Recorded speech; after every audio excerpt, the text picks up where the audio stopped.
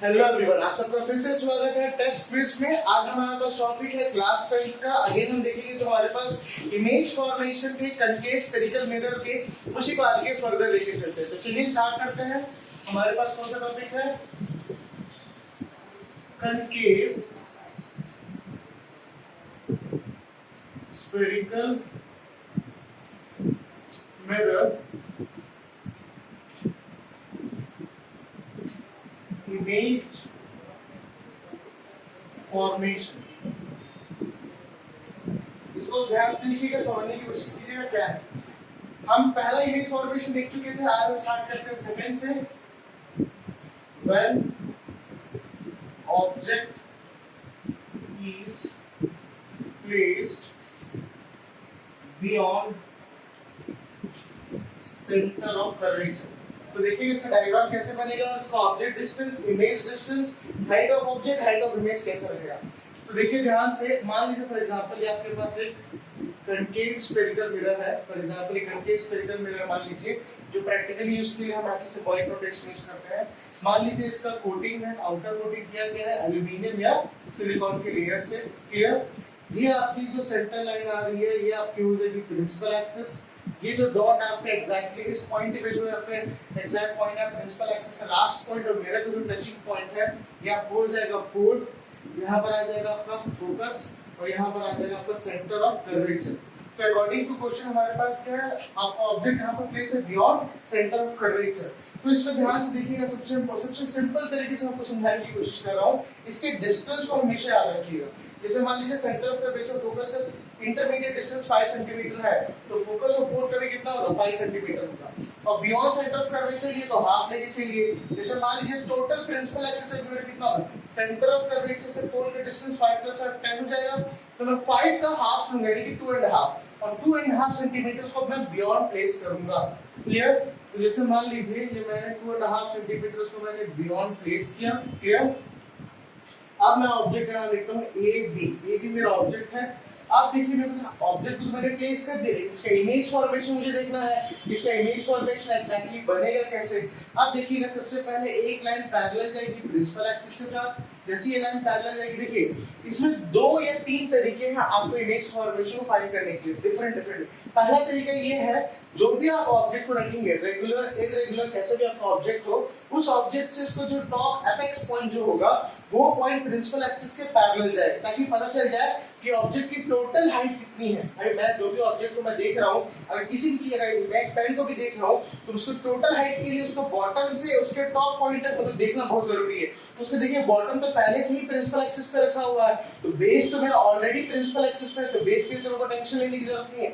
बचा क्या? अगर ये बेस और प्रिंसिपल एक्सिस पे रखा है, तो इसका टॉप पॉइंट मुझे ये जानना बहुत जरूरी है। तो टॉप पॉइंट से मैं क्या करूं, एक parallel beam of light pass करूंगा इसके टॉप पॉइंट से, जो क्या जाएगा प्रिंसिपल एक्सिस के पैरेलल जाएगा, फिर वहां से रिफ्लेक्ट होना स्टार्ट होगा। तो जैसे यहां पर ये स्ट्राइक करेगा, और स्ट्राइक करने के बाद ये रिफ्लेक्ट करना स्टार्ट करेगा, तो कहां से चले जाएगा? फोकस से चले जाएगा। क्लियर? अब तो मुझे एक लाइन तो मिल गया कि जहां से ये जा रहा है, पास हो रहा है, लेकिन अभी हमको फाइंड क्या करना है? एक्जेक्टली वो तो इमेज दिख ही नहीं रहा है, मेरे को सिर्फ एक रे ऑफ लाइन दिख रही है। एक रे ऑफ लाइन से इमेज में बोल नहीं सकता। तो डेफिनेटली इसके हाइट ऑफ इमेज को फाइंड करने के लिए जो ऑब्जेक्ट जो टॉप पॉइंट होगा, वो कहां से पास होगा? सेंटर ऑफ कर्वेचर से। अगर मैं ऑब्जेक्ट के टॉप पॉइंट को सेंटर ऑफ कर्वेचर से पास कर दूं, तो ध्यान से देखिएगा, ये कुछ इस प्रकार पास होगा, फिर इसी लाइन से क्या हो जाएगा? रिफ्लेक्ट बैक हो जाएगा। अगर ये इसी लाइन से रिफ्लेक्ट बैक हो रहा है, तो ये भी यहाँ पर एक इंटरसेक्शन पॉइंट मिला है, यही आपका इंटरसेक्शन क्या हो जाएगा? Centre of curvature. अब आप मेरे से पूछेंगे सर ऐसा क्यों हो रहा है कि सेंटर ऑफ कर्वेचर से पास होने पर उसी से ही रिफ्लेक्ट बैक, उसी पाथ को, इस पाथ को बोलते हैं रिट्रेस करना। रिट्रेस करना कहने का मतलब है इसी पाथ पे ही वो वापस जाएगा जिस पाथ पे वो आ रहा है। देखिए समझने की कोशिश कीजिएगा। अगर मैं एक सर्कल को ड्रॉ करता हूँ, फॉर एग्जांपल मान लीजिए मेरे पास एक सर्कल है, ठीक है। इस सर्कल पे अगर ये मेरा सेंटर है, इस सेंटर से अगर मैं एक लाइन को पास किया हूं, और उतने ही लाइन को मैं वापस पास करूंगा, तो डेफिनेटली तभी तो डायमीटर बनेगा ना। वरना कैसे बन पाएगा डायमीटर? अगर मैं इसको यहां से पास करूंगा, तो डायमीटर नहीं होगा, तो कॉर्ड हो जाएगा। इसीलिए अगर कोई भी लाइन सेंटर ऑफ कर्वेचर से पास होगी, तो रिफ्लेक्ट करेगा, सेंटर ऑफ कर्वेचर से जाएगी, और पूरे स्फेरिकल मिरर के अगेन उसी कॉर्नर पे वो क्या करेगा? टच करेगा। इतना आपको आया समझ पे? अब इसको लिख देते हैं हम, इसके हाइट ऑफ इमेज को b-a-। क्लियर? अब आप इसको ध्यान से देखिएगा कि आपके क्या है। सबसे पहले तो आपके पास बीपी जो है लाइन, बीपी लाइन क्या है वो आपका है ऑब्जेक्ट डिस्टेंस। बीपी आपका क्या है? बीपी है आपका ऑब्जेक्ट डिस्टेंस। क्लियर? उसको मार्क कर लीजिए, आपको काफी इजी रहेगा। और हमेशा देखिएगा जो सबसे लेंथीएस्ट पॉइंट जो होगा, सबसे ज्यादा वाइड पॉइंट जो होगा, वही आपका प्रिंसिपल एक्सिस होगा। जब तक आपने ऑब्जेक्ट को रखा नहीं था, तब तक आप सेंटर ऑफ कर्वेचर से पोल तक बोलते थे सही मेरा प्रिंसिपल एक्सिस है। अब आप ऑब्जेक्ट को रख दिए और कहां रखे हैं? 2.5 सेंटीमीटर बियॉन्ड रखे हैं। क्यों मैं इसको 5 सेंटीमीटर ले लिया? समझने की कोशिश कीजिए। सेंटर ऑफ कर्वेचर से फोकस है 5 सेंटीमीटर, फोकस से पोल है 5 सेंटीमीटर, टोटल कितना हो गया? 10 सेंटीमीटर। अगर भाई मैं फिर से 5 सेंटीमीटर रखूंगा तो सेंटर ऑफ कर्वेचर और फिर से मेरे को क्या मिलेगा? फोकस। फोकस के बाद फिर क्या मिलेगा? पोल। तब जाके पूरा कंप्लीट स्फेरिकल बन जाएगा। अगर 5 सेंटीमीटर बियॉन्ड रखूंगा तो ये सीधा फोकस पे आएगा। तो ये स्टेटमेंट को ये क्या करेगा? कॉन्ट्रडिक्ट कर देगा। ये स्टेटमेंट तो बियॉन्ड सेंटर ऑफ कर्वेचर है, इसीलिए इसको मैं कहां रखा हूं? 2.5। आप 2.5 3 सेंटीमीटर तक ले सकते हैं, उससे ज्यादा जाएंगे तो फिर आपका इमेज और छोटा बन जाएगा। क्लियर? तो ये मेरा ऑब्जेक्ट डिस्टेंस है कौन सा? पॉइंट बी से पॉइंट बी के बीच पे जो ये डिस्टेंस है क्या मेरा ऑब्जेक्ट डिस्टेंस। और दूसरा क्या जाएगा? बी डैश टी, ये क्या हो जाएगा मेरा image distance. B dash T क्या हो जाएगा मेरा इमेज डिस्टेंस। आया समझ में? क्लियर? हाइट ऑफ ऑब्जेक्ट क्या है मेरे पास? A B. ए बी क्या है? हाइट ऑफ ऑब्जेक्ट को एच ओ से लिखेंगे, height of object. Clear? Next मेरे पास क्या आ जाएगा? Height of image. Height of image क्या मेरे पास? बी हाइफन और A hyphen. Height of image H I, height of image. Clear? इतना आपको ऐसा समझ पे ये चीज आना बहुत जरूरी है। आप सबसे इंपॉर्टेंट एक छोटा सा इसमें टॉपिक आएगा, वो आएगा nature of image form. Nature of image form ये जानना बहुत जरूरी है कि आप इस जगह पे ऑब्जेक्ट रखेंगे, इस पर्टिकुलर प्लेस पे अगर आप ऑब्जेक्ट रखते हैं तो आपका इमेज कहां बनेगा। और उसके नेचर क्या हो जाएगा? इसका नेचर हो जाएगा स्मॉल साइज। इसका नेचर क्या हो जाएगा? Small size. हाईली डिमिनिश्ड नहीं हो सकते। क्यों हाईली डिमिनिश्ड? हाईली डिमिनिश्ड कब होगा? जब पॉइंट साइज कहीं भी बढ़ेगा उसको हाईली डिमिनिश्ड या पॉइंट साइज इमेज बोलेंगे। इतना आपको आया समझ पे? ये पहले दूसरा था मेरे पास। अब थर्ड पे चलते हैं, थर्ड इमेज फॉर्मेशन पे। ये डायग्राम का बच्चे से ड्रॉ कर लीजिए, समझिए क्या है कैसा है। नेक्स्ट डायग्राम हमारे पास अवेलेबल हो जाएगा, जो डायग्राम है हमारे पास when object is placed at center of curvature. Clear?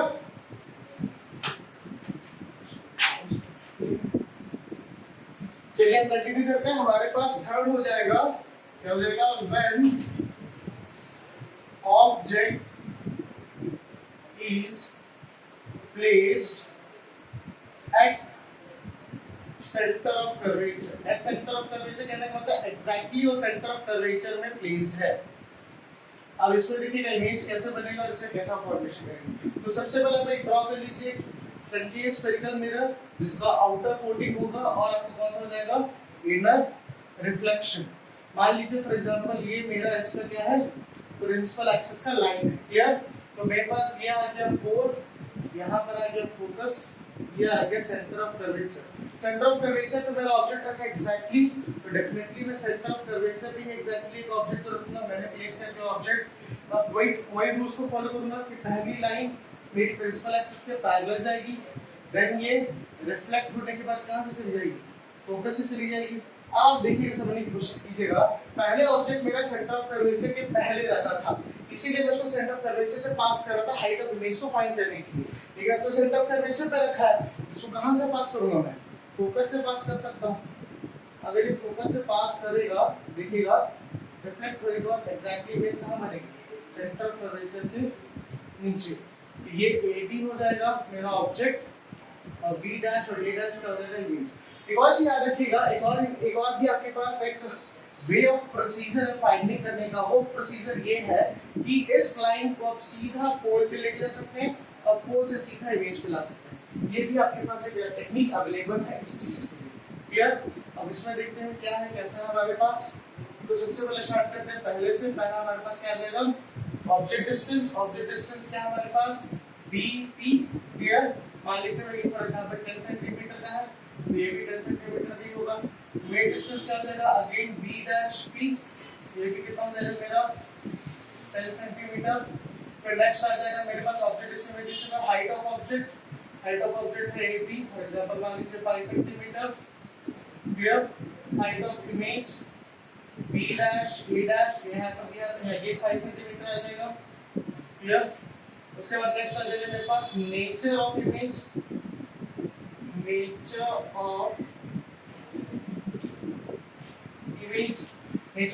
आ जाएगा सेम साइज। जो भी मेरा होगा सेम साइज मतलब जो भी मेरा ऑब्जेक्ट का होगा वही मेरा क्या आ जाएगा इमेज का। ये आपको आया समझ पे। थर्ड का था हमारे पास सेंटर ऑफ कर्वेचर। अब फोर्थ देखते हैं जब आपका ऑब्जेक्ट कहां पर प्लेस्ड है centre of curvature of focus के बीच पे।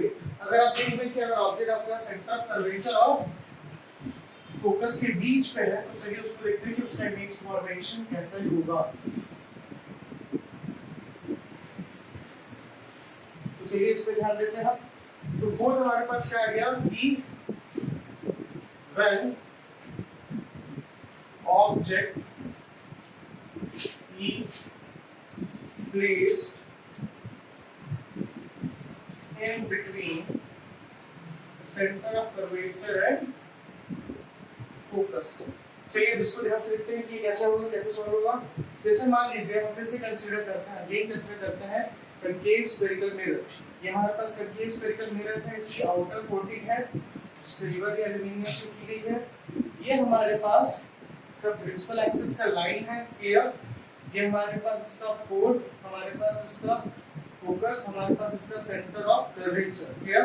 तो हमने सेंटर ऑफ कर्वेचर और फोकस के बीच में कहीं ऑब्जेक्ट को प्लेस किया है, क्लियर।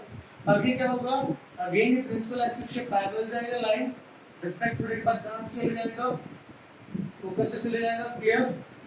अब अगेन मेरे को क्या निकालना है हाइट ऑफ इमेज फाइंड करना है। अगर मैं हाइट ऑफ इमेज फाइंड कर रहा हूं तो फिर ये क्या करेंगे सेंटर ऑफ कर्वेचर से क्या होगा पास होगा। लेकिन सेंटर ऑफ कर्वेचर से पास होने से पहले कहां जाएगा मिरर के पास जाएगा, वहां से ये रिफ्लेक्ट होकर बैकवर्ड डायरेक्शन में आएगा तब जाके यहां से पास होगा। और जब फिर प्रिंसिपल एक्सिस लाइन को फर्दर एक्सटेंड करेंगे तो यहां पर आपका इमेज बन रहा है हाई साइज का, B हाइफन A हाइफन हो जाएगा इमेज की हाइट। इसको ध्यान से देखिएगा कैसा है क्या है।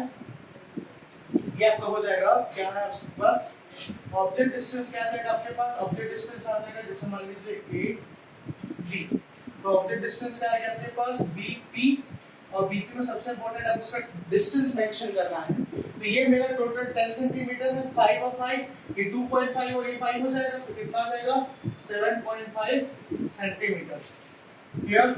नेक्स्ट मेरे पास है इमेज डिस्टेंस क्या हो जाएगा B', ये कितना आ जाएगा मान लीजिए 10 सेंटीमीटर तो मैं इसको कम से कम 5 सेंटीमीटर बियॉन्ड लेके चलता हूं तो हमारे पास ये कितना आ गया 15 सेंटीमीटर आ गया, क्लियर।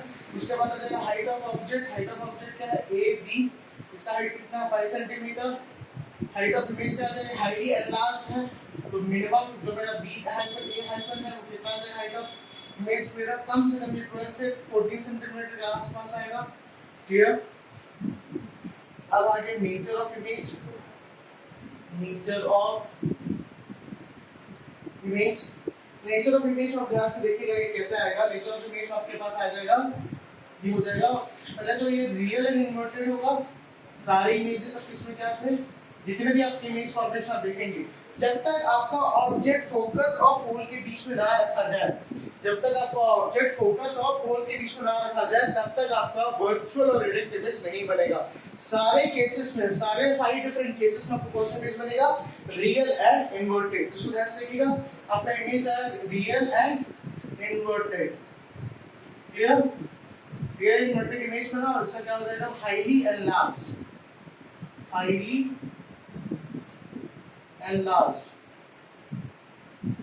क्लियर। तो आपका फोर्थ था हमेशा देखिएगा एरोस का आपको लिखना बहुत जरूरी है।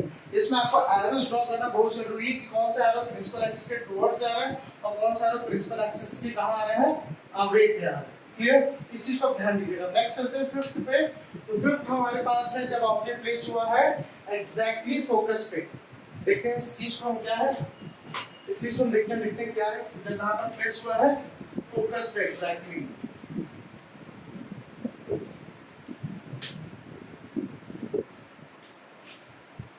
तो चलिए ध्यान दीजिएगा इसको। फिफ्थ हमारे पास है when object is placed at focus। इस वक्त ध्यान दीजिएगा कि मान लीजिए फॉर एग्जांपल ये मेरा कनकेव स्फेरिकल मिरर है, क्लियर, ये मेरा इसका प्रिंसिपल एक्सिस का लाइन है आपका, ये मेरा इसका आउटर कोटिंग किया गया एल्यूमिनियम या सिलिकॉन से जो हमने कंसीडर किया था, ये आपके पास पोल है, ये आपके पास फोकस है, ये आपके पास सेंटर ऑफ कर्वेचर है। आपने ऑब्जेक्ट को कहां प्लेस किया है, फोकस पे, तो ऑब्जेक्ट मेरा कहां पर प्लेस हो जाएगा, फोकस में मेरा ऑब्जेक्ट प्लेस हो जाएगा। सेम उसी रूल को मैं फॉलो करूंगा कि सबसे पहली लाइन प्रिंसिपल एक्सिस के पैरेलल जाएगी, प्रिंसिपल एक्सिस के पैरेलल कोई भी लाइन अगर प्रिंसिपल एक्सिस के पैरेलल तो रिफ्लेक्ट में कहां से, फोकस से, तो ये लाइन मेरा फोकस से पास हो गया। उसके बाद आ लाइन कहां से रही, सेंटर ऑफ कर्वेचर से, ये लाइन मेरी सेंटर ऑफ कर्वेचर से जा रही है, ठीक, और ये वापस इसी पाथ को रिट्रेस करेगा, क्लियर। तो देखिएगा, समझने की कोशिश कीजिएगा कि जो लाइन मेरी सेंटर ऑफ कर्वेचर से पास हो रही है, जो लाइन मेरी सेंटर ऑफ कर्वेचर से पास हो रही है, दोनों लाइन क्या है, पैरेलल लाइन है, तो डेफिनेटली मेरे का इसमें देखिए ऑब्जेक्ट डिस्टेंस क्या आ जाएगा, ऑब्जेक्ट डिस्टेंस हो जाएगा इसका बीपी, ऑब्जेक्ट डिस्टेंस क्या आ जाएगा बीपी। इसको मान लीजिए फॉर एग्जांपल ये कितना है 5 सेंटीमीटर का लेंथ है ये। इमेज डिस्टेंस क्या आ जाएगा, इंफिनिटी, इमेज कहां बन रहा है, इंफिनिटी पे बन रहा है, ठीक है। नेक्स्ट आपके पास क्या आ जाएगा, इसके पास height of object, height of object में क्या ए बी और इसका साइज कितना है 5 सेंटीमीटर, क्लियर।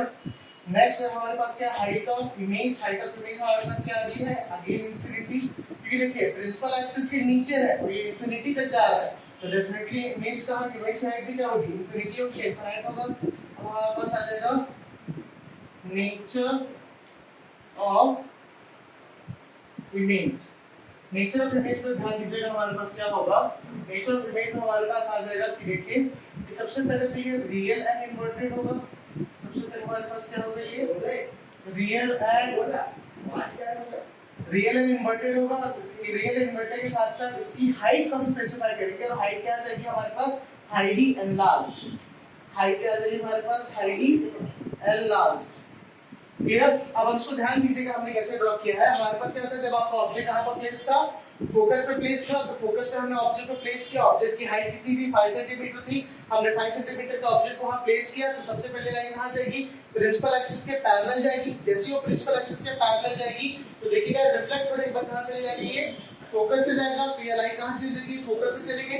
अब नेक्स्ट क्या है, जैसे ये लाइन फोकस से जा रही है तो इसके टॉप पॉइंट को हम कहां से पास करेंगे, सेंटर ऑफ कर्वेचर से पास करेंगे। जैसे ये लाइन सेंटर ऑफ कर्वेचर से पास में देखिए ये दो हमारी जो लाइंस आई हैं, ये दो लाइंस कैसे हैं, पैरेलल लाइंस ही हैं, और मैथमेटिक्स के हिसाब से दो पैरेलल लाइंस कभी इंटरसेक्ट नहीं होगा, और ये प्रिंसिपल एक्सिस के नीचे ही है, पूरा आपका क्या है, प्रिंसिपल एक्सिस में, पूरा प्रिंसिपल एक्सिस के नीचे है, तो हमारा इमेज कहां बनेगा, इंफिनिटी पे, जो हमारा इमेज डिस्टेंस है, और हाइट ऑफ इमेज क्या है हमारे पास, इंफिनिटी, क्लियर। और नेक्स्ट आ जाएगा nature of image. Nature of image में हमारे पास क्या है, रियल एंड इन्वर्टेड, और हाईली एनलार्ज्ड में यहां पर क्यों लिखा है, क्योंकि हाईली एनलार्ज्ड रीजन ये है, इंफिनिटी पे मेरा इमेज बन रहा है, अगर इंफिनिटी पे मेरा इमेज बन रहा है डेफिनेटली उसका हाइट होगा हाईली एनलार्ज्ड। लास्ट टॉपिक देखते हैं, सिक्स्थ में जब आपका ऑब्जेक्ट रखा हुआ है कहां, फोकस और पोल के बीच में, फोकस और पोल के बीच में, तो सिक्स्थ केस इस पे आएगा जब आपका ऑब्जेक्ट कहां पर रखा है, फोकस और पोल के बीच में। ये केस थोड़ा इंपॉर्टेंट है क्योंकि यहाँ पर रियल इन्वर्टेड इमेज नहीं बनता है, यहाँ पर आपका बनेगा वर्चुअल और इरेक्ट। इसको देखिएगा आप, सिक्स्थ केस को कहां पर रखा object, when object is placed in between focus and pole। इसको थोड़ा ध्यान से देखिएगा आपको इमेज कैसे बनेगा। सबसे पहले आपके पास अवेलेबल है कौन सा, कनकेव स्फेरिकल मिरर, हमने ड्रॉ कर लिया। हमने कनकेव स्फेरिकल मिरर में क्या ड्रॉ करेंगे, इसके प्रिंसिपल एक्सिस के लाइन को, हमने प्रिंसिपल एक्सिस के लाइन को भी ड्रॉ कर लिया। हम इसकी कोटिंग भी करते थे कि चलो सर हमारे पास कौन सी कोटिंग है, ये एल्यूमिनियम या सिल्वर की कोटिंग है, जिसके कारण ये कौन सा बनेगा, इनर रिफ्लेक्शन बनेगा। अब ध्यान दीजिएगा, ये मेरा हो गया सेंटर ऑफ कर्वेचर, ये मेरे पास हो गया फोकस, ये मेरे पास क्या हो गया पोल। ऑब्जेक्ट कहां पर रखा है आपका, फोकस और पोल के एकदम एग्जैक्टली सेंटर पे। तो फोकस और पोल के एग्जैक्टली सेंटर पे मैंने ऑब्जेक्ट को प्लेस कर दिया। अब देखिएगा सबसे पहले ऑब्जेक्ट का जो टॉप एपेक्स पॉइंट है वो क्या करेगा, प्रिंसिपल एक्सिस के पैरेलल जाएगा। जो भी बीम ऑफ लाइट आएगी वो बीम ऑफ लाइट इस प्रिंसिपल एक्सिस के पैरेलल जाएगी। तो ये सीधा गया पैरेलल प्रिंसिपल एक्सिस के, और रिफ्लेक्ट होने के बाद ये कहां से चले जाएगा, ये स्ट्राइक बैक होगा और रिफ्लेक्ट होने के बाद ये सीधा पास होगा कहां से, फोकस से पास हो जाएगा। क्लियर। अब जैसे ये फोकस से पास हो चुका, ध्यान से देखिएगा, मुझे फाइंड करना है इमेज की हाइट। अगर मैं इमेज की हाइट को फाइंड करना चाहता हूं तो सबसे इंपॉर्टेंट है कि वो सेंटर ऑफ कर्वेचर से पास करे। तो चलिए कोई इशू नहीं, मैं इसको क्या करूंगा, पर्टिकुलर को मैं इसको सेंटर ऑफ कर्वेचर से पास करूंगा और ये पीछे की तरफ जाएगा। अब जैसे ये पीछे की तरफ जाना स्टार्ट करेगा तो देखिएगा मैं डॉटेड लाइन इसको ड्रॉ करूंगा और यहाँ पर मेरा क्या बनेगा, इमेज की हाइट, जिसको मैं लिखता हूँ फॉर एग्जांपल a डैश और b डैश। ये भी क्या हो जाएगा, हाइट ऑफ ऑब्जेक्ट। इसको ध्यान दीजिएगा कैसा है आपका, सबसे पहले आपके पास आ जाएगा ऑब्जेक्ट डिस्टेंस। ऑब्जेक्ट डिस्टेंस में क्या आ जाएगा आपका bp, इसका लेंथ कितना जाएगा 2.5 सेंटीमीटर। नेक्स्ट आ जाएगा आपका इमेज डिस्टेंस। इमेज डिस्टेंस है आपका p डैश, मैं p डैश क्यों लिख रहा हूं, देखिए p टुवर्ड्स b डैश जा रहा है, p से b डैश की तरफ जा रहा है, इससे इसका डिस्टेंस क्या है p डैश। इसका लेंथ कितना हो जाएगा आपका 6 सेंटीमीटर का लेंथ हो जाएगा। नेक्स्ट आ जाएगा height of object. Height of object मेरे पास क्या अवेलेबल था 5 सेंटीमीटर, उसको मैंने किससे डिनोट किया था, at से डिनोट किया था। नेक्स्ट आ जाएगा मेरे पास height of image. Height of image को मैं किससे डिनोट करूंगा, हाइट ऑफ इमेज मेरा डिनोट हो रहा है a डैश b डैश से, और इसका लेंथ हो जाएगा 12 सेंटीमीटर का। फिर आ जाएगा आपके पास nature of image. Nature of image क्या आ जाएगा आपका, वर्चुअल एंड डायरेक्ट, और ये हो जाएगा हाईली एनलार्ज्ड। Highly enlarged. तो आपको आया क्लियरली समझ पे कि आपने कितने टाइप की इमेज फॉर्मेशन देखे, 6 डिफरेंट टाइप की इमेज फॉर्मेशन देखे। नेक्स्ट क्लास में हम स्टार्ट करेंगे कनकेव, स्फेरिकल, कन्वेक्स मिरर, और उसके बाद स्टार्ट करेंगे lens. Thank you so much, stay safe. फिर से हम जुड़ेंगे टेस्ट क्विज में। Thank you.